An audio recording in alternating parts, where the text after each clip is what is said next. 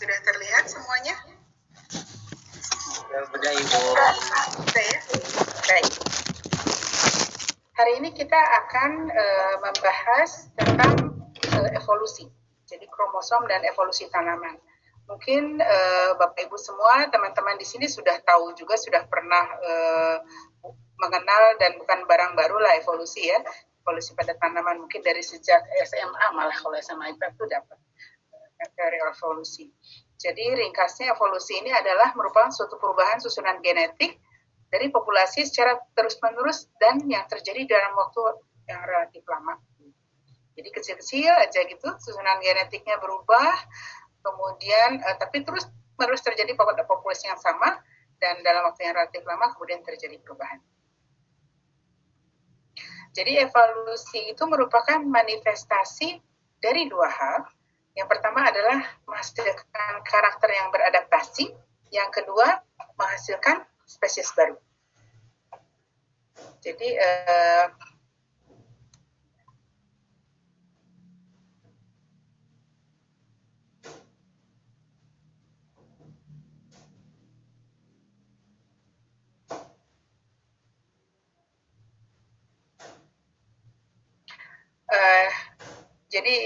menjadi perhatian bahwa evolusi itu secara prinsip dua hal yang harus digarisbawahi. Pertama, karakternya harus menghasilkan karakter yang beradaptasi begitu ya. Saya sih kalau dari SD dulu contohnya selalu diberikan contoh oleh guru IPA-nya itu jerapah gitu ya. Jerapah itu mungkin dulunya pendek-pendek tapi kemudian mereka makan pucuk daun sehingga akhirnya lama-lama pucuk-pucuk daunnya habis yang di bawah, tinggal yang di bagian tengah. Jadi yang di bawah yang lehernya pendek mati, tinggal leher yang sedang gitu. Lama-lama habis pucuk yang di tengah, sehingga pucuk-pucuk tanaman yang di atas. Sehingga yang survive adalah jerapah yang lehernya jenjang, yang lehernya tinggi gitu ya. Padahal mungkin bukan begitu juga ya.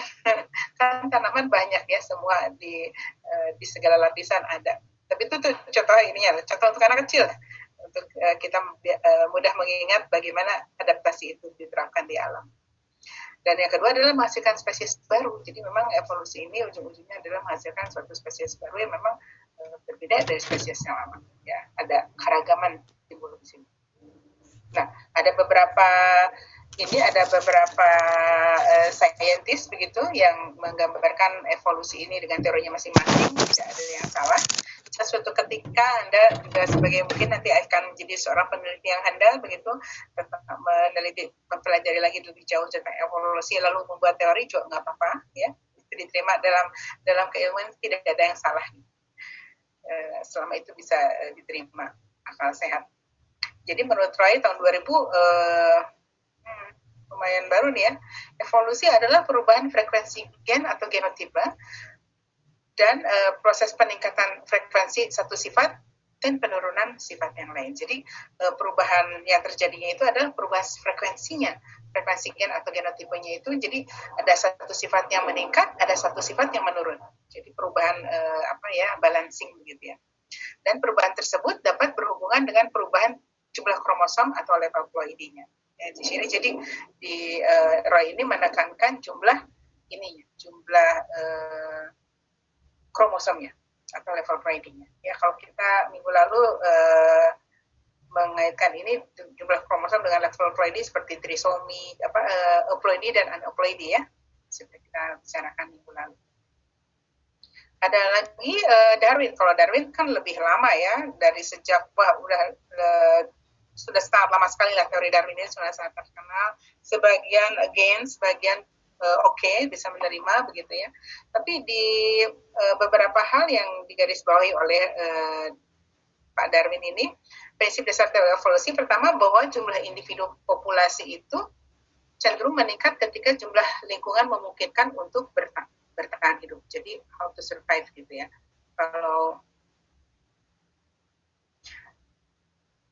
Kalau keadaannya di lingkungannya itu memang optimum untuk hidup, maka jumlah individu dan populasi itu akan meningkat. Ya, kalau begitu kondisi optimum, Anda bayangkan kehidupan kalau suka ngelihat wild animal gitu ya di channel-channel TV tentang alam, itu kan mereka betul-betul hidup di padang Sahara, betul-betul hidup di hutan rimba yang memang harus struggle gitu. Jadi begitu mereka kondisinya tidak memungkinkan, mereka hijrah gitu kan, mereka pergi, atau kalau burung-burung itu terbang ke suatu tempat yang jauh, itu dalam rangka untuk mempertahankan hidup juga. Pada saat mereka menemukan kondisi lingkungan yang survive, yang optimum untuk hidupnya, maka dia akan tinggal di situ, memilih di situ, sehingga dia dapat berkembang biak, meningkatkan jumlah populasinya, meningkatkan individu dalam populasi. Kemudian yang kedua adalah peningkatan tersebut, yang ini nih terjadi perlahan-lahan katanya. Jadi sangat jarang dalam evolusi itu semuanya berjalan perlahan-lahan. Ya. Kalau cepat namanya revolusi ya. Tapi kalau dalam evolusi, teori evolusi, peningkatan tersebut terjadi perlahan-lahan. Ya, sangat jarang yang drastis.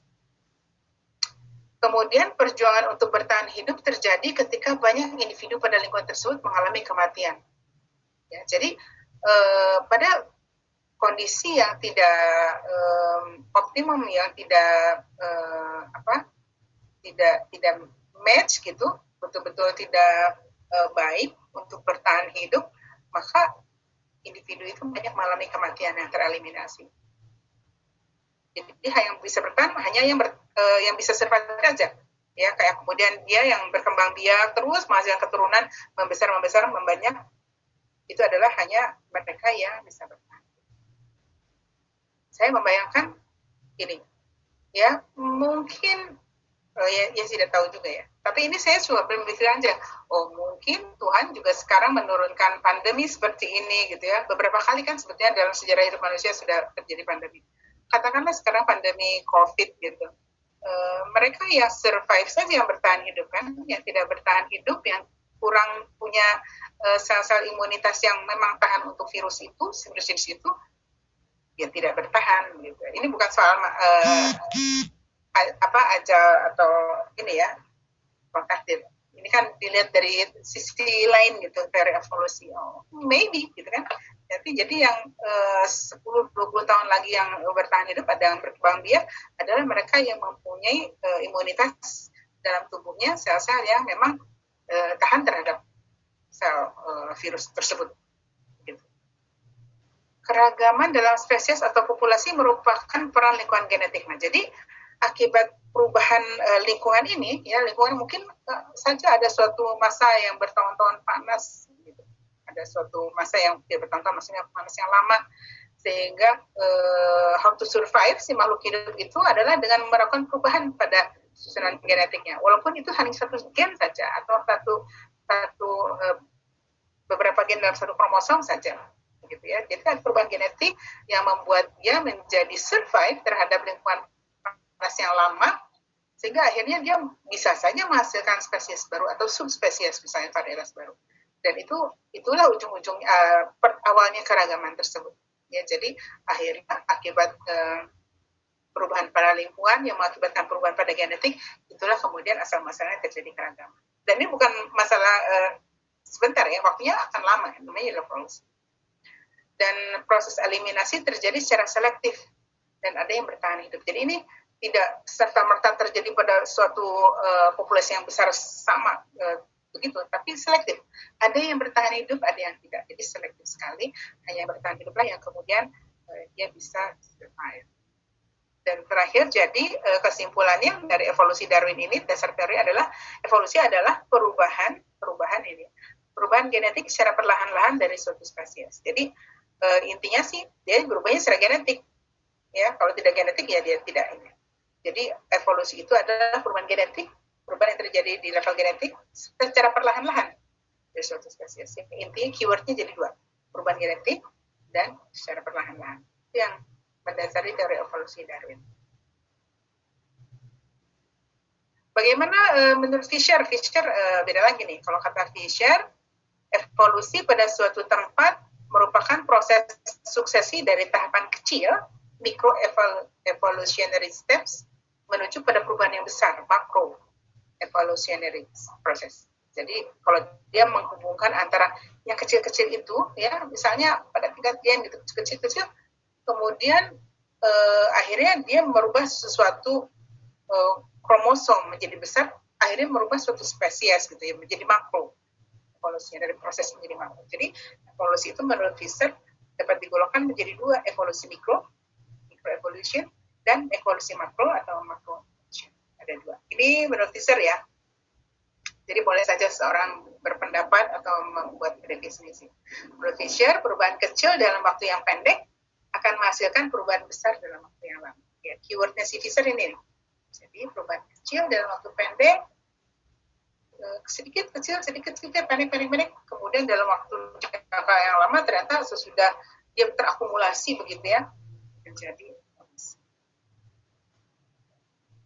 mekanisme perubahan frekuensi gen dan genotipe adalah hal yang penting dari teori evolusi Neo-Darwin, yaitu teori yang merupakan gabungan antara teori evolusi Darwin dan teori Mendel. Nah, jadi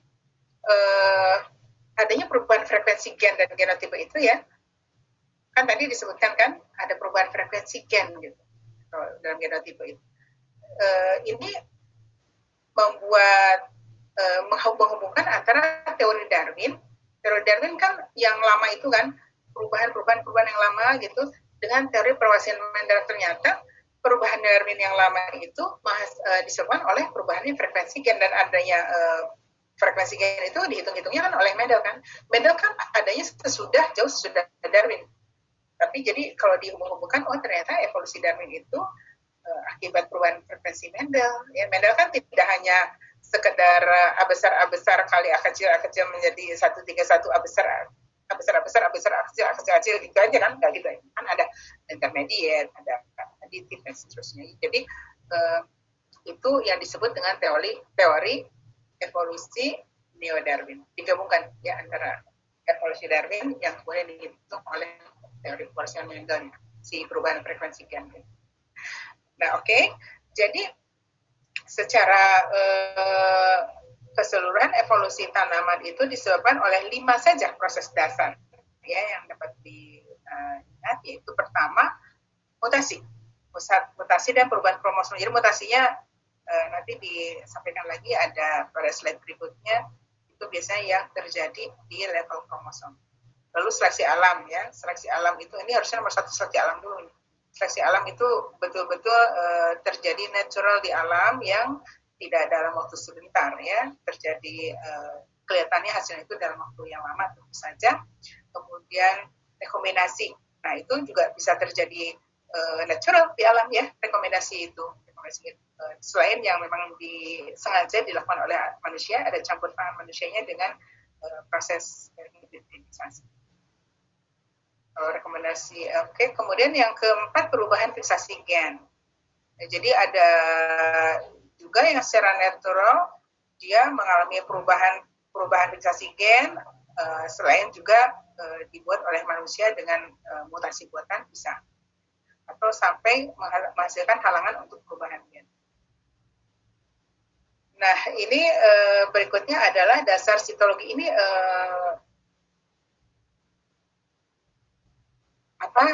slide saya tidak terlalu banyak ya untuk evolusi ini. Sekarang udah jam, tidak terlalu banyak untuk slide evolusi ini. Jadi barangkali apabila ada yang mau bertanya silahkan saja speak out gitu. Nanti atau kalau sudah selesai boleh juga ada sesi diskusi. Tapi jika memang sudah tidak ada lagi, mungkin bisa diakhiri saja karena sudah ini ya, sudah terlalu sore. Di Bogor juga sudah hujan besar. Kalau ada yang tinggal di Bogor, nih kalau Bogor hujan geledek ini saya udah khawatir aja sampai mati lampu. Kalau mati lampu udah deh goodbye. Saya pindah ke HP gitu ya.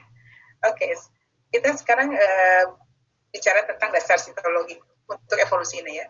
Jadi pada kuliah saya yang minggu lalu itu kan bicara tentang mutasi, ada yang di tingkat gen, ada yang di tingkat kromosom kan.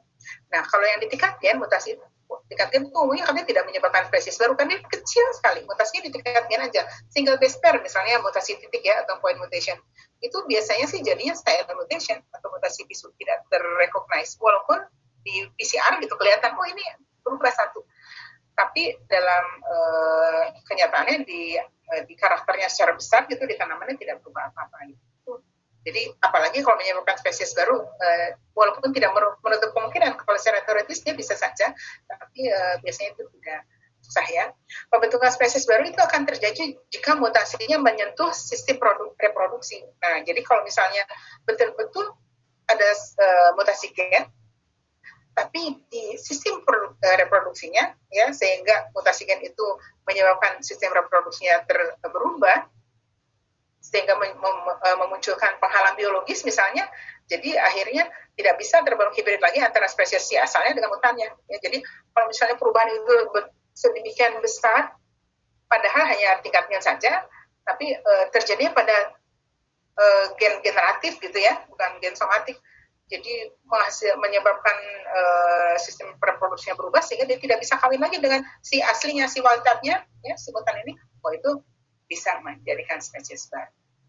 Tapi itu kalau mutasi gen bisa sih terjadi asal dia merupakan suatu akumulasi, ya, akumulasi dari berbagai mutasi gen, mungkin saja dapat memunculkan penghalang biologis. Jadi mutasi gen lagi, mungkin di sekuensi ini terjadi mutasi gen, di sekuensi yang lain terjadi lagi ya di kromosom lain, sehingga terakumulasi gitu mutasi gennya, bisa juga dia akhirnya menghasilkan penghalang biologis, ya.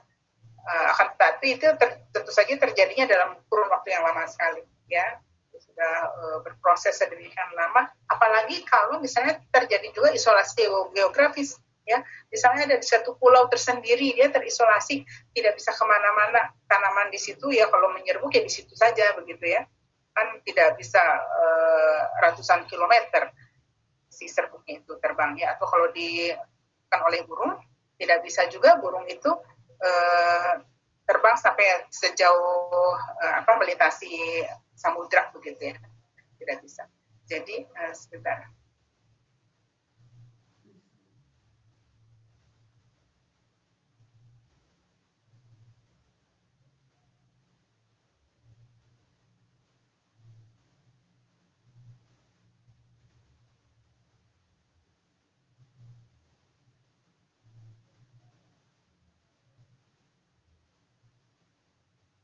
Mohon maaf ada trouble, kalau di rumah ngajar begini ada aja.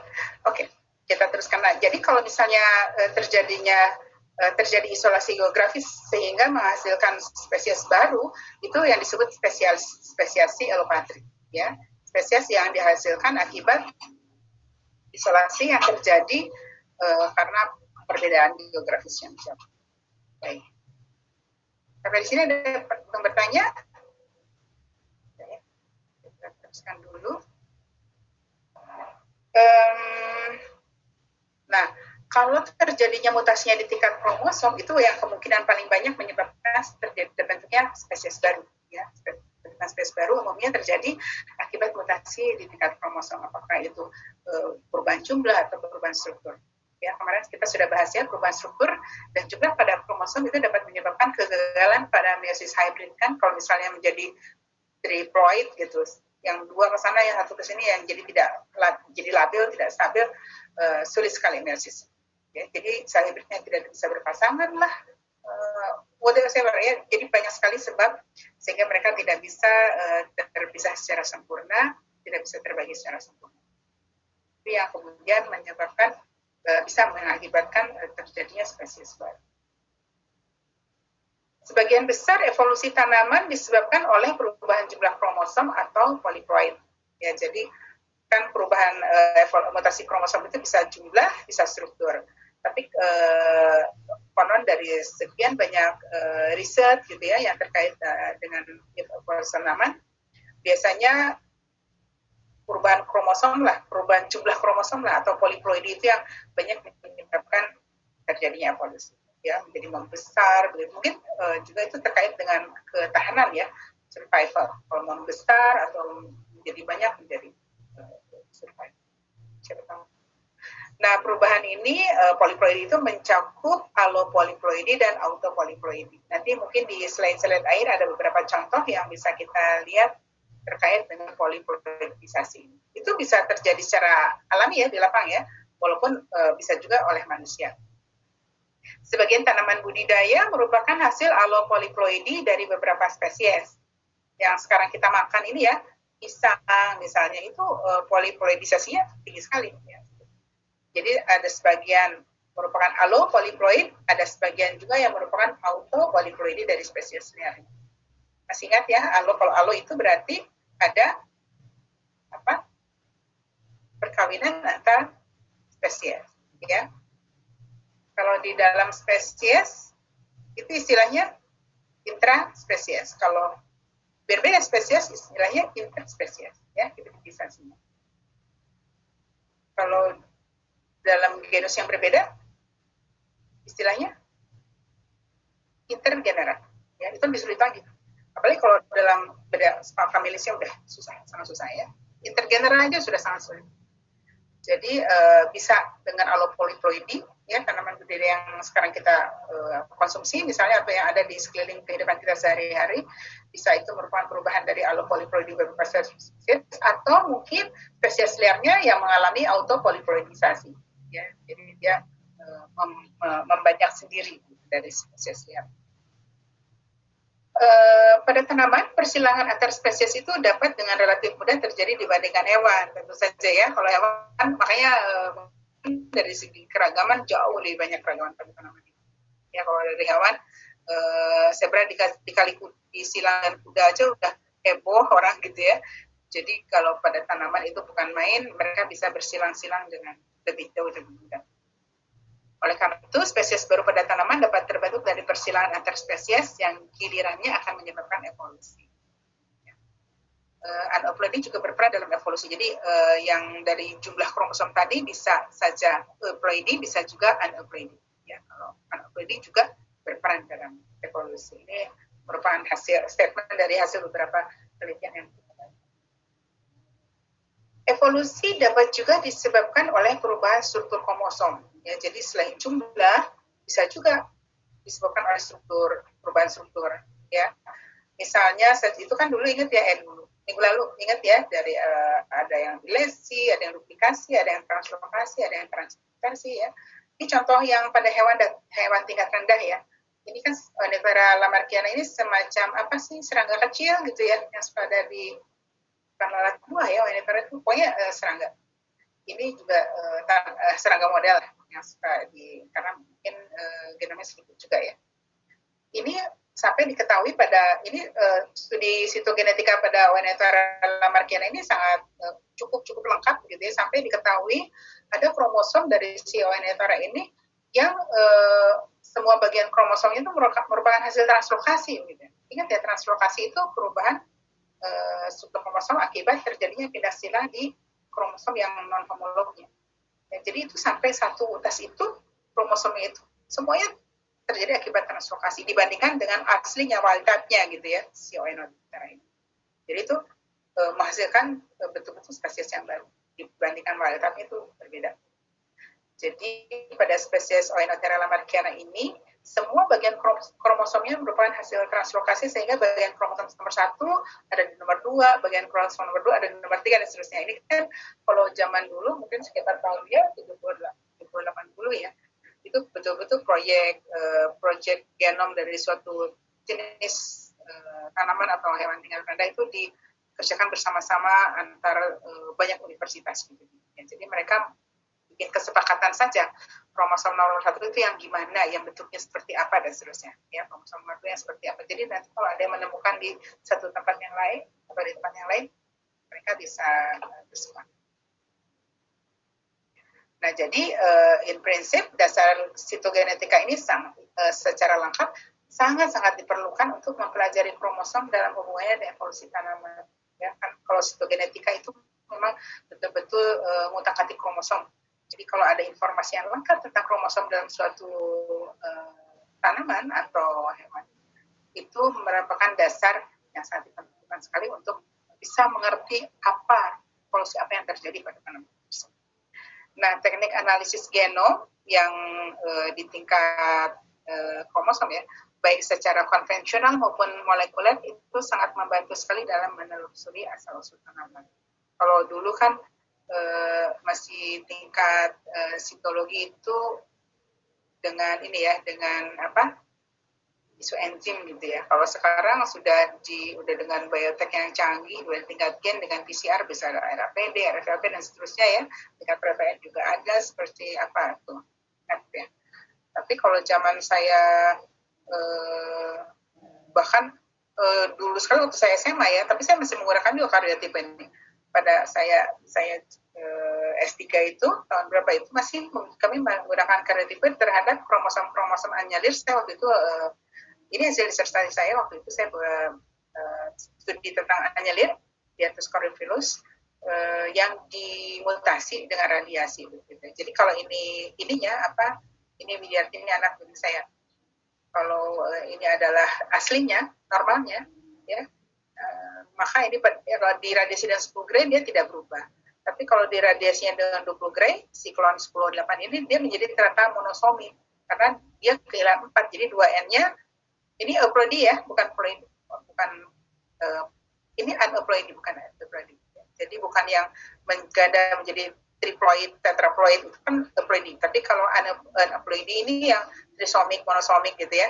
Nah ini 2N itu -1, -1 jadi 26.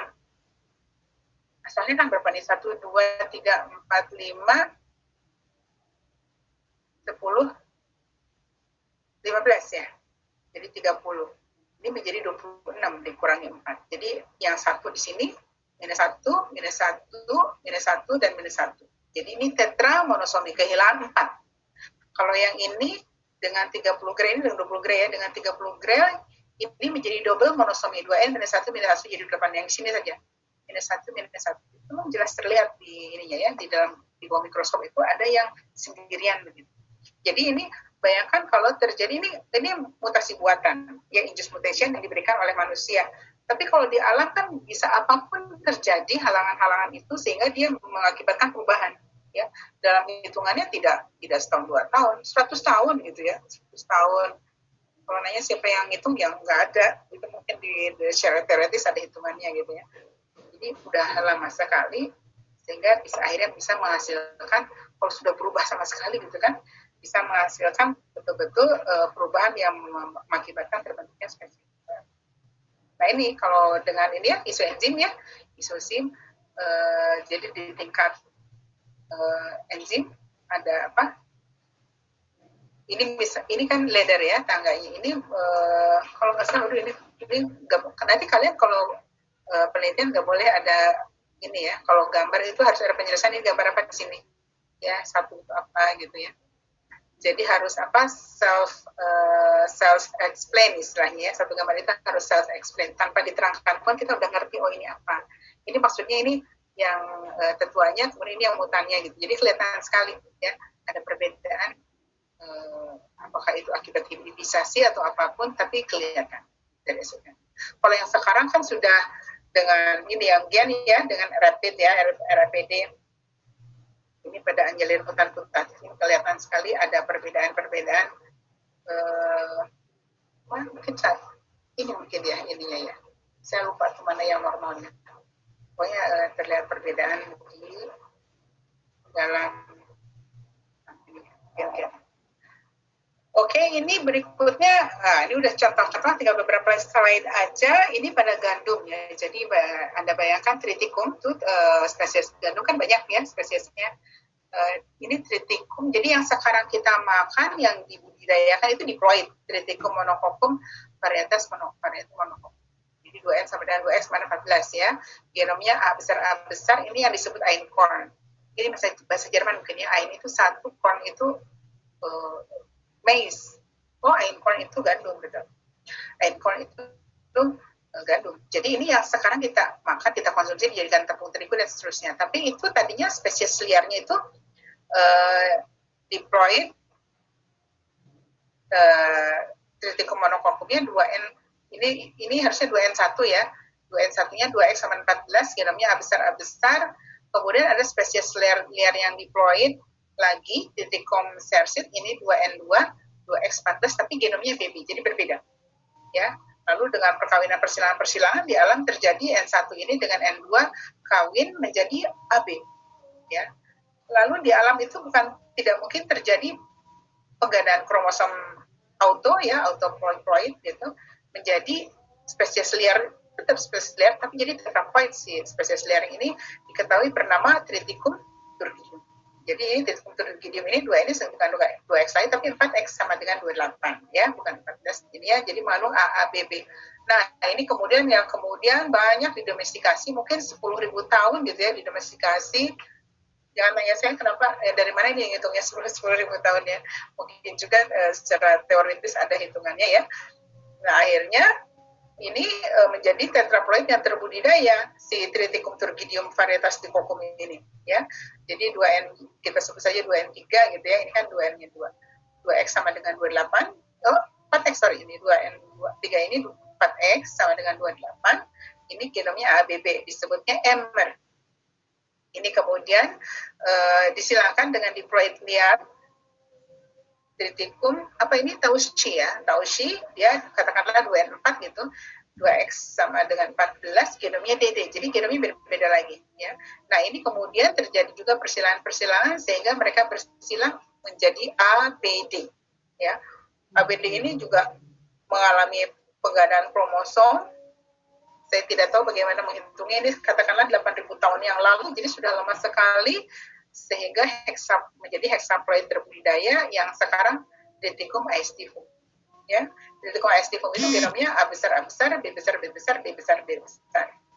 Ya, 2N sama dengan 6X sama dengan 42. Jadi ini menjadi hexaploid. Kalau ini diploid atau aneuploid? Diploid, ya, kan jadi triploid, set kromosom yang berubah. Tidak sama seperti yang tadi saya cerita di sini. Ini kan bukan set kromosom yang berubah ya, aneuploid ya.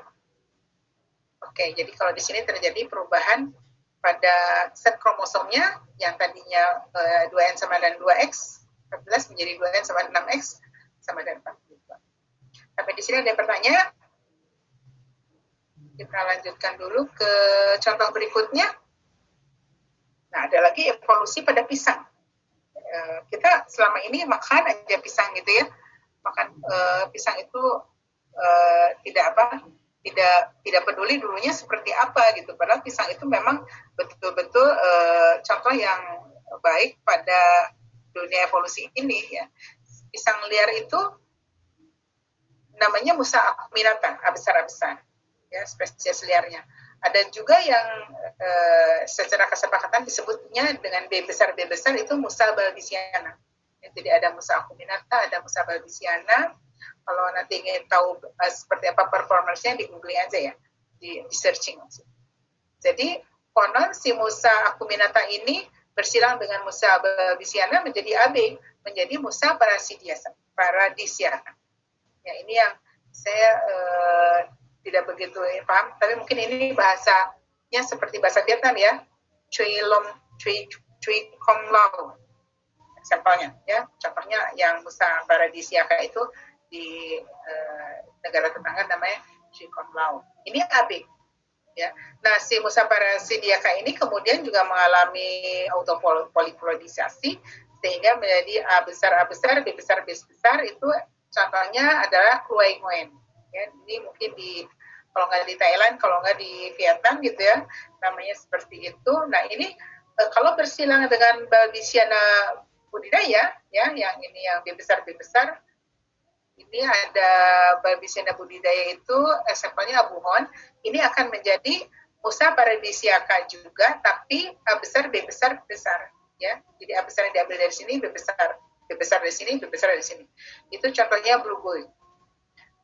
Tapi kalau Musa paradisiaca ini kawinnya dengan Musa acuminata budidaya, ya, yang A besar itu, contohnya kalau di kita pisang mas, ya, kan makan pisang mas itu yang kecil tapi tidak terlalu manis ya. Kalau orang sudah bilang manisnya itu manis segar asam. Musa acuminata A besar, maka hasilnya akan menjadi Musa paradisiaca tapi A besar, B besar. Jadi kalau ini A besar, B besar, kalau ini A besar, B besar. Ini contohnya pisang raja. Ya, pisang raja juga kan macam-macam lagi ya. Jadi kita ada pisang raja bulu, ada pisang raja mas, begitu ya. Ini sendiri kalau misalnya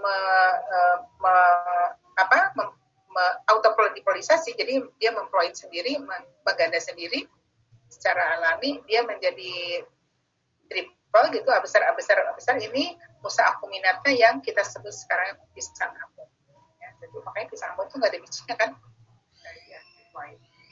Nah ini Musa paradisiaca ini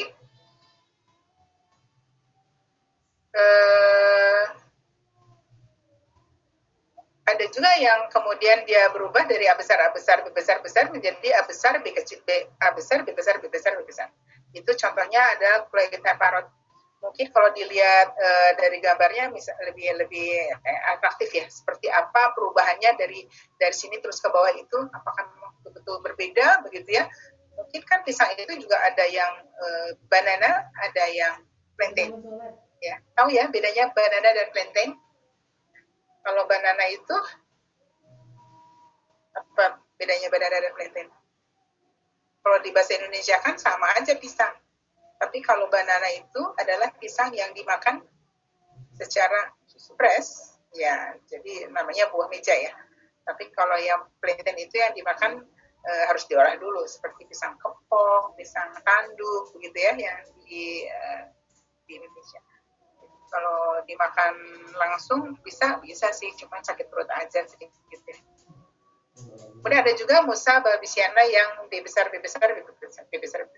Jadi ini cerita tentang pisang, evolusi pada pisang. Dan ini terjadinya tidak 1-2 tahun, 10-20 tahun ya. Terjadinya akan puluhan bahkan ratusan tahun. Tadi aja ribuan ya. Nah ini silakan. Bu, jadi tanya kan tadi ngomonginnya tentang evolusi ya. Terus ada penggandaan kromosom. Nah, kalau yang kita belajar itu kan kalau penggandaan itu kalau secara buatan itu pakai olkisin, terus radiasi. Nah, sebenarnya kalau secara evolusi itu gimana saya pengen tahu gimana ceritanya set kromosom itu bisa mengganda gitu, Bu, di tanaman itu. Okay. Yang asalnya AB kemudian jadi AABB. Oke. Jadi katakanlah colchicine gitu ya. Colchicine itu kan juga adanya di alam. Sebelum ketemu manusia dia sudah ada. Perizailin juga itu dibuat dari alam gitu, dari suatu tanaman yang kemudian kita baru tahu kemudian. Mungkin juga sekarang pada saat ini ada juga jenis tanaman-tanaman tertentu yang bisa mempunyai kemampuan seperti colchicine yang kita belum tahu gitu ya. Jadi bisa saja itu berpengaruh. Tapi prinsipnya yang terjadi pada colchicine, kenapa dia bisa mempengaruhi, dia bisa membuat doubling seperti itu sehingga jadi pleidinya menjadi tinggi adalah dia merusak atau mengganggu si kromosom pada saat terjadinya meiosis ya, yang metafase pada saat dia ke kutub-kutubnya itu berpisah ke utara dan ke selatan gitu. Nah saat itu dia mengganggu itu keseimbangan itu sehingga harusnya 2 ke sana 2 ke sini menjadi 3 ke sana 1 ke sini gitu ya. Kalau misalnya ada 8, 4 ke sana 4 ke sini, ini jadi 6 ke sana 4 ke sini dan seterusnya. Sehingga terjadi kromosom yang doubling di satu sel gitu kan, itu berpisah menjadi 2 sel sehingga di satu sel ini menjadi doubling, itu survive ya. Kemudian dia menjadi mengganda lagi, menjadi memperbanyak menjadi sel-sel yang isi kromosom itu mengganda. Itu sih teoritisnya si colchicine kerjanya seperti itu. Jadi sebetulnya gangguan pada saat meiosis itu bisa terjadi karena banyak hal. Dan secara di alam kita tidak tahu sih di alam itu apa saja yang bisa merusak. Mungkin saja ada perusahaan secara fisik. Kalau ini kan, kalau radiasi kan fisik, secara fisik kita hantam dia dengan energi kinetik, dengan tenaga kinetik. Mungkin saja ada halangan secara fisik juga akibat angin puyuh atau whatsoever lah ya, kita tidak tahu. Tapi atau secara kimia yang tadi seperti itu, ada zat kimia yang terjadi di alam akibat apapun, akibat serangan hama mungkin atau virus dan seterusnya, sehingga dia bisa menjadi pengganggu pada saat meiosis itu terjadi. Yang bisa saya sampaikan sih. Tapi hexameter effect gitu di lapang itu terjadi memang autopolimorfikasi. Berarti sampai teori evolusi ini pun belum diketahui dengan pasti ya Bu. Misal di pisang dan di gandum itu secara tepat itu sebenarnya yang menyebabkan penggandaan itu apakah radiasi, apakah punya zat sendiri, atau apakah punya gen, itu berarti belum ada penelitian lebih lanjut begitu ya Bu ya? Betul, betul. Jadi evolusi ini adalah teori yang dipelajari akibat hasil. Sudah hasilnya ada, baru kita pelajari, oh ini ternyata dulunya kemungkinan ada seperti itu. Jadi kenapa ini terjadi, itu ABB itu kan semacam apa, kesepakatan aja. Ya, kesepakatan, oh yang gennya kromosom melengkung seperti ini namanya A, kita namakan A, yang B adalah yang paling panjang dan seterusnya. Itu kesepakatan. Jadi bahwa itu kemudian menjadi ABB merupakan hasil yang diteliti sekarang, merupakan ya hasil-hasil yang diteliti sekarang akibat dari akibat yang sudah terjadi begitu. Bahwa ini prosesnya seperti apa itu tidak. Apalagi kalau misalnya ini menggadang jadi triple sendiri ya, itu tidak tahu prosesnya seperti apa, tapi hasilnya ada. Gitu. Ambon itu ternyata sudah dilihat triple. Terima kasih Bu Is. Memang ini ya membuat kita curious ya. Iya. Pertanyaannya. Barangkali ada yang lain yang masih mau bertanya. Soalnya ini juga tinggal satu lagi nih slide saya.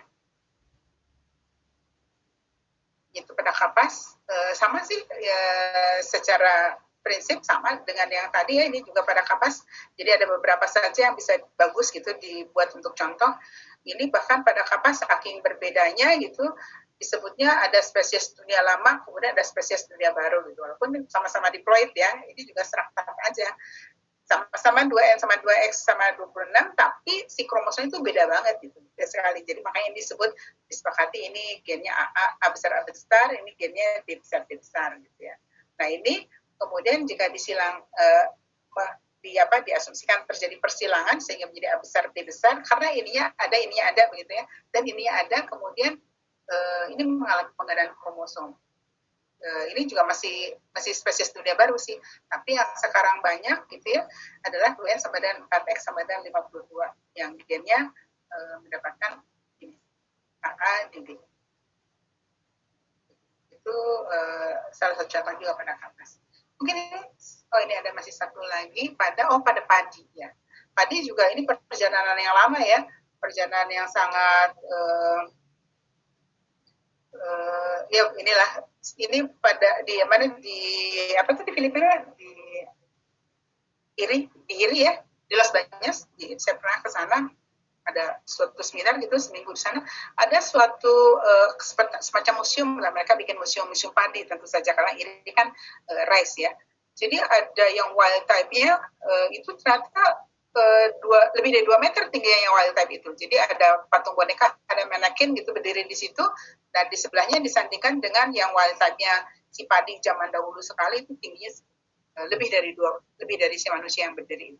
Ya, jadi bayangkan kalau kalau tanaman itu tidak mengalami evolusi gitu ya, manennya bagaimana, tinggi sekali kan ya si tanaman. Jadi itu bermacam-macam. Ada yang warnanya juga macam-macam, ada yang ungu tua dan seterusnya. Jadi yang menjadi semacam ini ya daerah asalnya begitu ada terbagi di dua, yaitu dua benua, yaitu Asia dan Afrika. Yang di Asia itu Oryza rufipogon itu besar ini ditangani sebagai spesies liarnya yang katanya perennial, jadi tahunan ya, mungkin itu yang tinggi tadi juga yang saya ceritakan mungkin perennial, jadi dia terus menerus gitu tahunan. Ternyata dan yang lainnya adalah yang liar tapi annual adalah Oryza vivara. Jadi sama-sama besar. Nah ini dari sinilah asal muasalnya kemudian menjadi Oryza sativa yang kita makan sekarang. Ya, ini juga menjadi besar. Tapi kan sudah sangat pendek ya, budidayanya annual, jadi tidak perennial lagi, dan ini menjadi Oryza sativa ini terbagi juga jenis-jenisnya ya, ada yang indica, ada yang sinica atau japonica, dan ada yang javanica. Kalau nggak salah japonica ini ya, yang beras Jepang yang enak itu, yang liket gitu ya, yang tapi bukan glutinous rice. Nah ini ada juga yang secara spontan dia berevolusi, berubah begitu menjadi rumput liar yang tidak bagus menghasilkan padinya. Dan yang satu lagi nih dari rumpun yang di Afrika, ini Oryza barti. Kan kalau kita lihat daerah Afrika atau daerah Timur Tengah itu hampir rata-rata semua padinya atau semua berasnya itu ini perak ya, apa istilahnya? Jadi perak ya. Kalau kita kan lebih senang di Pulau Jawa gitu ya, di Indonesia atau di beberapa negara Jepang dan negara Asia lebih senang yang yang harum, legat gitu ya, yang lembut gitu. Kalau yang ini makanya mereka bikinnya nasi kebuli. Nasi yang lembut seperti itu, pulen gitu, dikasih bumbu macam-macam banyak itu jadi hancur. Tapi kalau yang di Afrika, di Timur Tengah itu seperti beras basmati ya, basmati rice itu sangat perak. Jadi kalau dikasih bumbu macam-macam walaupun sangat banyak sekali, konsentrasinya sangat tinggi, mereka tetap tidak hancur buliran-buliran itu ya. Jadi ini antara lain adalah ini dikasih kesepakatannya BAB seperti ini ya, Oryza barti, kemudian berevolusi menjadi Oryza breviculatu AG dan Oryza glaberrima. Ini AG juga. Ini saya kurang tahu nih, mungkin ini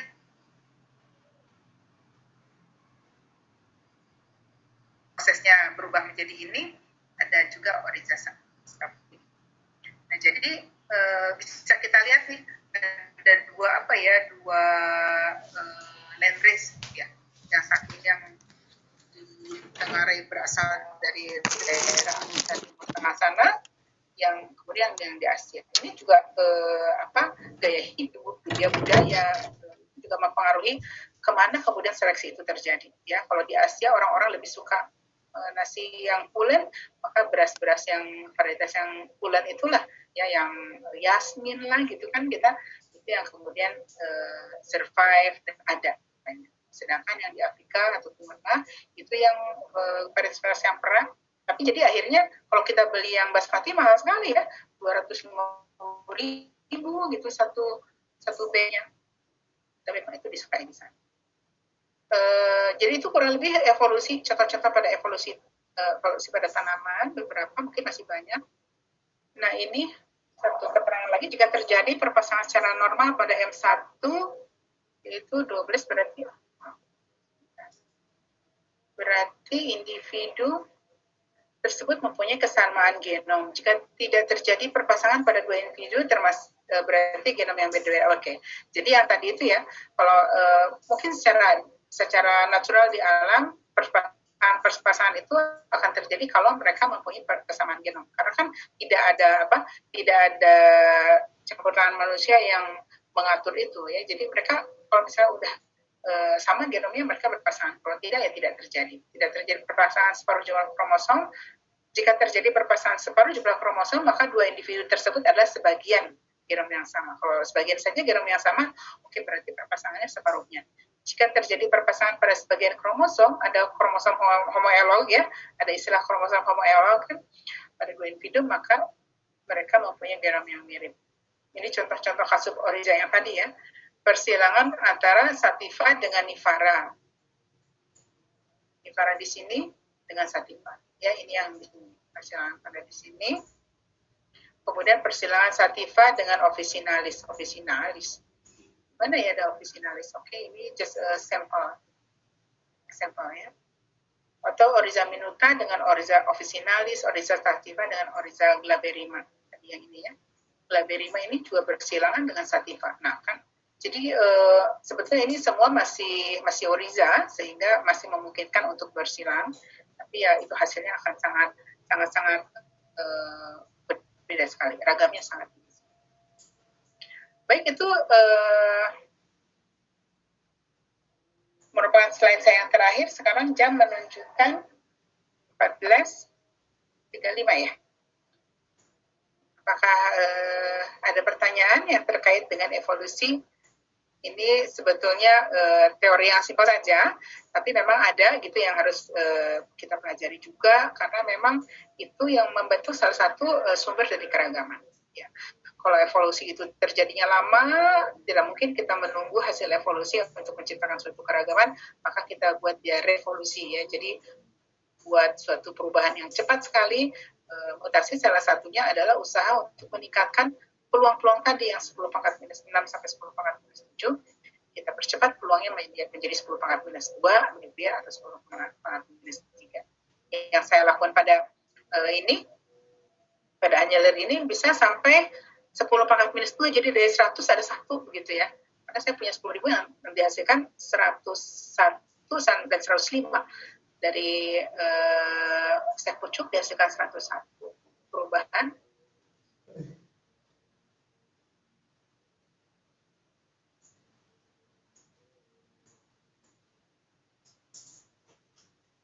Belum terjadi, makasih.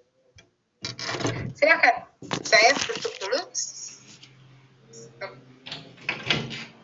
Bu, saya ingin bertanya, Bu. Silakan. Mengenai ini, Bu, spesies invasif, Bu.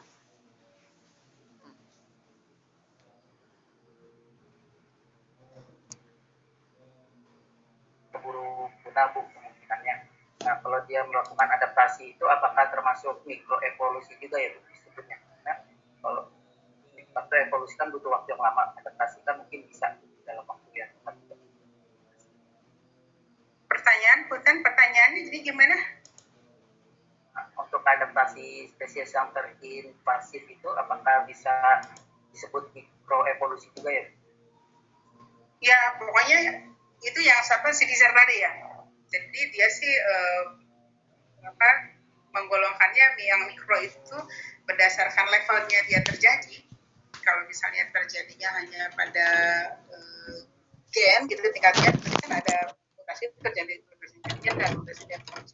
Kalau benar-benar di tingkat gen aja tapi akumulatif gitu ya, gen A pada kromosom nomor 1, gen B pada kromosom nomor 2 dan seterusnya, akhirnya bisa saja menjadi terjadi seperti pada wanita tadi gitu ya, itu bisa menghasilkan mutasi yang besar, evolusi akibat yang kecil-kecil. Mungkin itu juga bisa termasuk. Atau Mas Barisa bisa bikin definisi baru, boleh. Ya, Bu, terima kasih, Bu. Baik, masih ada pertanyaan kah? Bu. Ya, silakan. Ini terkait yang suaranya bisa lebih diperkeras? Ya, Bu. Udah, Bu. Ya, yang terkait annular itu, Bu, barusan yang itu kan kehilangan kromosomnya, Bu ya. Nah, itu sebenarnya kromosomnya memang hancur atau bagaimana, Bu, secara mekanisme mutasinya itu, Bu? Kalau yang saya lakukan kan memang radiasi. Radiasi itu kan memang tenaga kinetik ya. Dia menumpuk kromosom secara kinetik. Jadi bisa saja itu memang rusak, kromosomnya rusak. Tapi memang pada karakter secara morfologinya, visualisasinya itu berubah warna. Yang saya dapatkan itu ada beberapa warna, ada sih di slide yang lain. Misalnya tadinya dari warna merah begitu, itu perginya ke jingga, oranye kan, jingga. Kemudian ada yang dari broken white, itu perubahannya jadi ke peach. Jadi memang berubah sekali gitu. Tapi yang saya ambil itu kan hanya contoh saja karena masalah teknis tidak bisa semuanya dilihat ya, dilihat kromosom. Jadi salah satu saja saya ambil, ternyata itu ada yang mungkin juga, jadi itu hanya asumsi saja, mungkin kerusakan pada tingkat kromosom itu, entah yang mananya, itu bisa menyebabkan perubahan warna. Mungkin itu, tapi itu kan hanya satu yang bukti saintifik yang kita butuhkan saja. Pada selanjutnya kalau kita mungkin kita studi lagi untuk studi selanjutnya, mungkin si kromosom itu akan membuat survival sendiri juga gitu ya, sehingga bisa istilahnya recovery gitu. Recovery. Saja nanti yang saya studikan itu tidak survive, bisa jadi sehingga dia tereliminasi, yang kuatnya adalah yang wild type-nya. Jadi kembalikan normal, itu yang kemudian nanti disebutnya mutasi balik.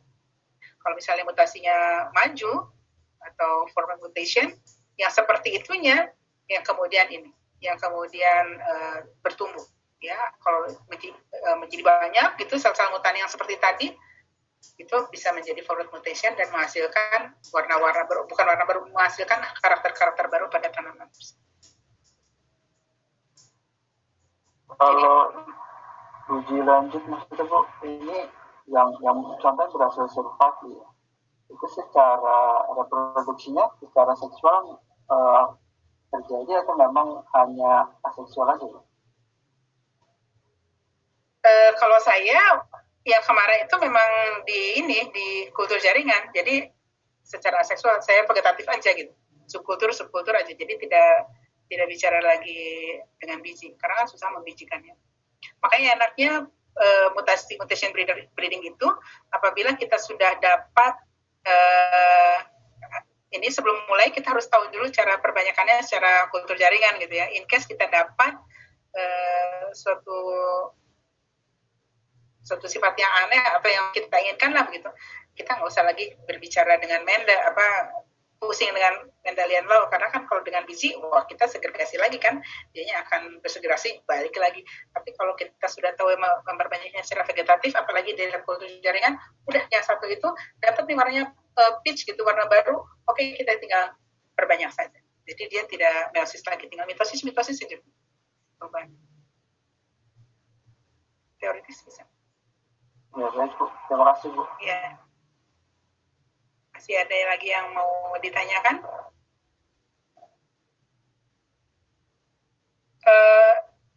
Terkait dengan yang tadi ya, pada penyataannya di alam gitu, evolusi itu mungkin terjadi seperti itu juga ya. Tapi betul-betul skalanya tuh betul-betul masif begitu ya, walaupun kecil-kecil tapi skalanya banyak dan kemudian waktunya lama. Jadi mungkin dalam waktu 10 tahun, hanya gen ini saja yang berubah gitu ya. Kemudian ada lagi halangan fisiologis lain yang terjadi di alam, mungkin ada badai yang sangat besar sehingga gen-gen tahan dingin mungkin yang survive dan seterusnya ya. Jadi nanti nambah lagi 10 tahun kemudian ada gen lagi yang baru yang kemudian tercipta dan seterusnya. Itu gen-gen mungkin kalau mutasi bermain-main dengan gen resesif homozigot yang kecil mungkin ya, kalau kita bayangkan seperti apa gitu perubahannya. Nah itu terus terjadi selama 1000 tahun. Bagaimana tidak menjadi spesies baru kan? Pasti akan menghasilkan spesies keragaman yang sangat tinggi. Bisa dibayangkan ya. Masih ada lagi yang mau ditanyakan?